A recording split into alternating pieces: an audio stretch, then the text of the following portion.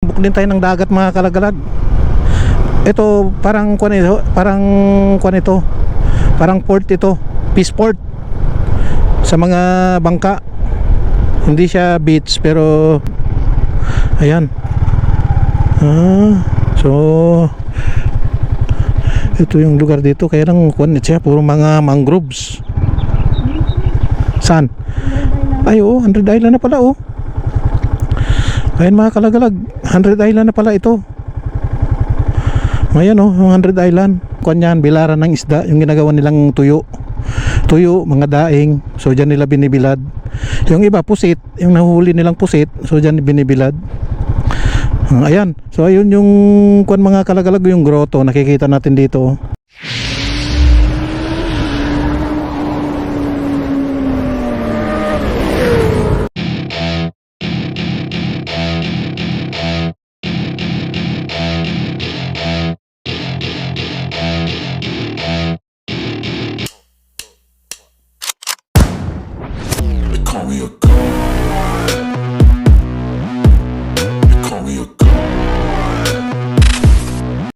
Isang mapagpalang araw po sa ating lahat. Ito ang RC Lagalag TV.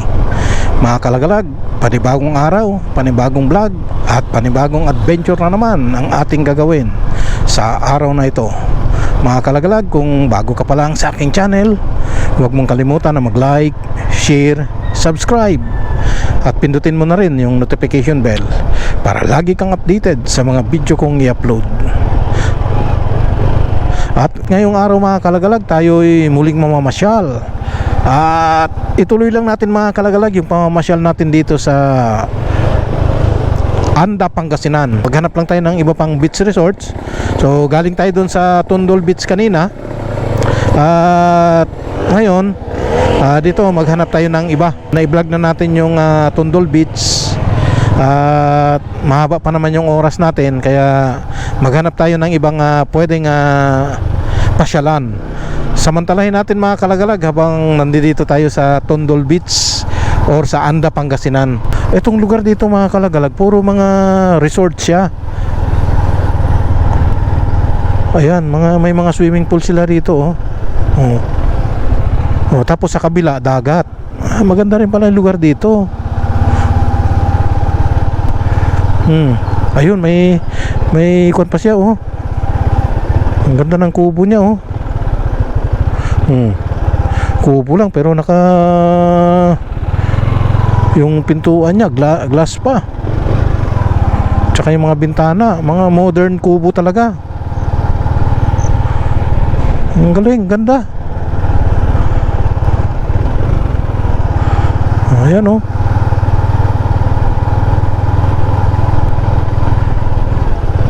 Tapos dagat nandito sa dulo.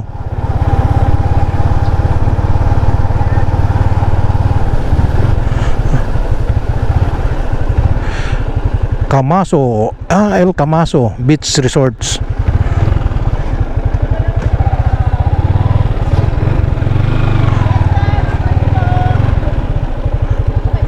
Dito lang, namamasyal lang. Sinusurvey lang namin yung mga beach resorts dito. Baka sakaling maligaw sa susunod.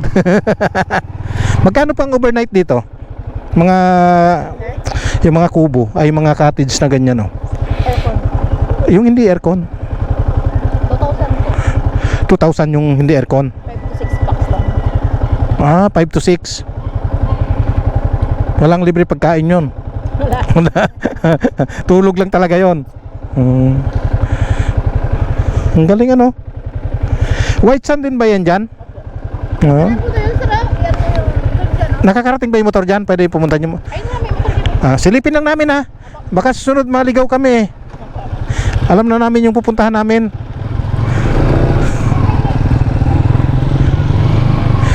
Ayan, so white sand din pala itong mga kalagalag. Silipin lang natin para susunod baka sakaling tayo ay maligo din sa lugar na ito, so alam na natin yung pupuntahan natin. Ay oo nga,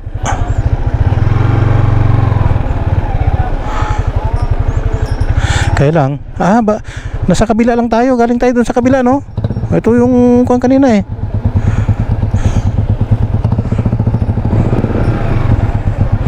Ayan.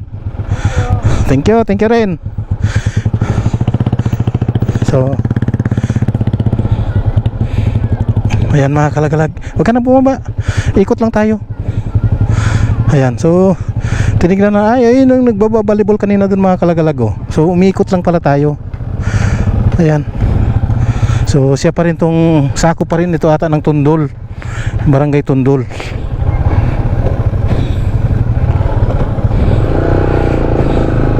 Ayan, so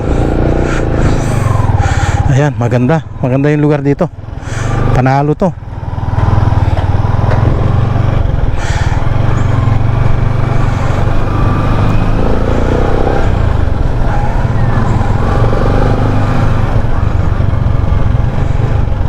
Ayan. So pagka overnight dito mga kalagalag, 2,000 talaga. Kaya yun yung nasabi ko kanina is 2,000.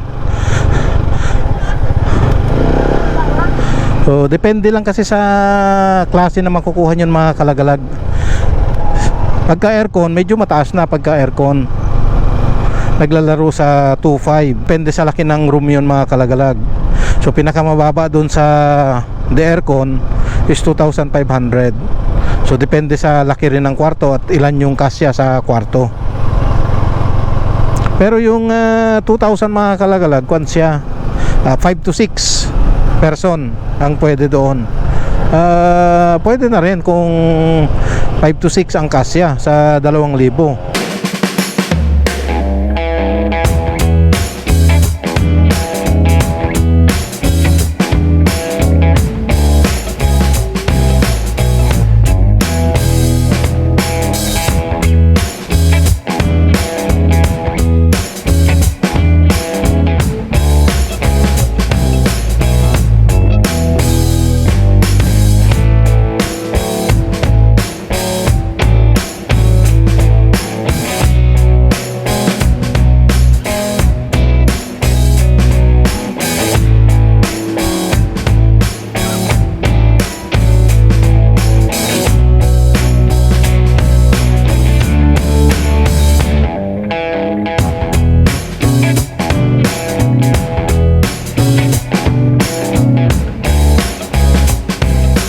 May pupuntahan lang tayo dito pang isang resorts mga kalagalag, Kaadyang Beach Resorts.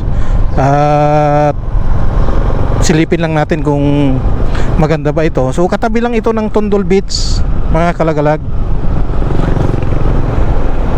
Ayun, may dagat na ron oh. Ito marami ring mga beach resorts pala dito mga kalagalag oh.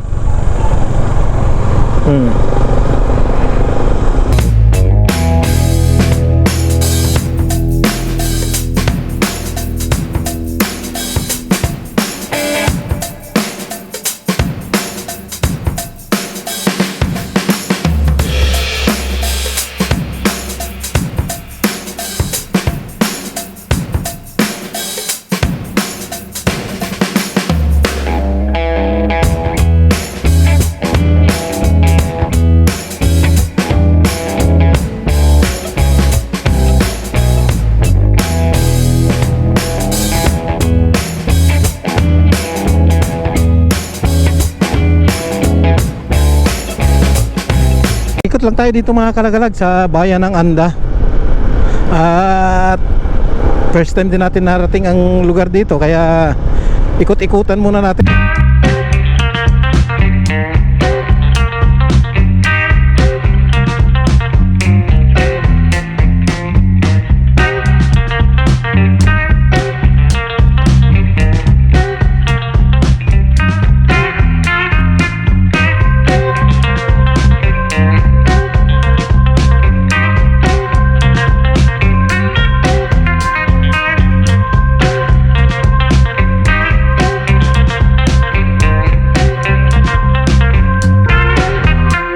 Din tayo ng dagat mga kalagalag.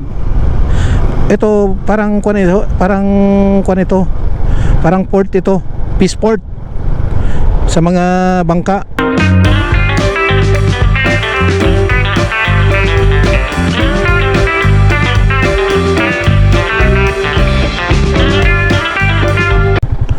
Ito yung lugar dito, kaya lang kuwan siya, puro mga mangroves. Saan? Ay oo, 100 Island na pala oh. Ayan mga kalagalag, 100 Island na pala ito. Ayan oh, 100 Island.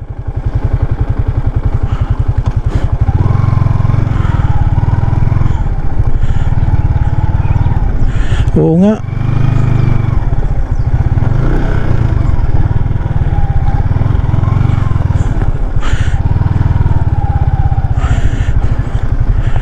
Ang galing. Kalagalag, bilaran ng kanyan, bilaran ng isda, yung ginagawa nilang tuyo. Tuyo, mga daing. So dyan nila binibilad. Yung iba pusit, yung nahuhuli nilang pusit, so dyan binibilad.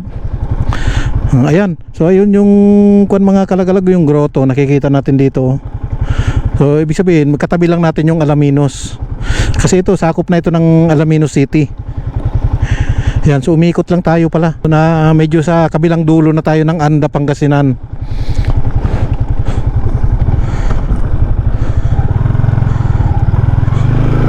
Ayan. Ito nga oh. Gateway to 100 Island. So pwede rin mamasyal dito sa 100 Island.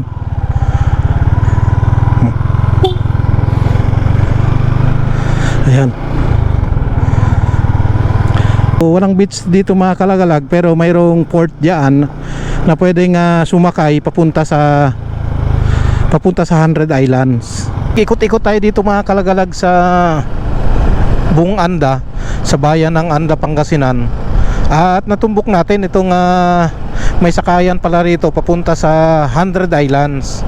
At may mga beach din tayong pinasyalan na katabi lang ng Tondol Beach. At inikot natin yung ibang mga lugar pa dito na talagang napakaganda naman yung lugar dito sa Anda, Pangasinan. At halos magkadikit lang din pala ito sa 100 Islands. At pwede rin palang mamasyal pupunta ng 100 Islands. At halos dikit lang talaga, kitang-kita lang natin yung mga islands, yung nandyan sa Anda ay sa Alaminos, yung 100 Islands mismo. So natatanaw lang natin at mukhang malapit lang siya. Kaya pagka may pagkakataon kayo mga kalagalag, pasyalan nyo rin itong Anda, Pangasinan. Talaga namang napakaganda. Sulit na sulit yung pamamasyal natin dito sa bayan ng Anda or sa Anda Island. Ayan. Kaya kung beach naman ang gusto nyo puntahan mga kalagalag, isa talaga sa pinakamaganda is yung Tondol Beach. So wala nang tatalo doon mga kalagalag sa Tondol Beach. Talagang napakaganda na. Yung previous na vlog natin is Tondol Beach, kaya napakaganda siya. At mga kalagalag, dito na natin putulin itong ating pagbablog. At muli, ako'y nagpapasalamat doon sa mga nag-like, nag-share, nag-subscribe sa aking channel. Maraming salamat sa inyo, sa inyong walang sawang suporta. God bless at ingat po tayong lahat. Salamat po.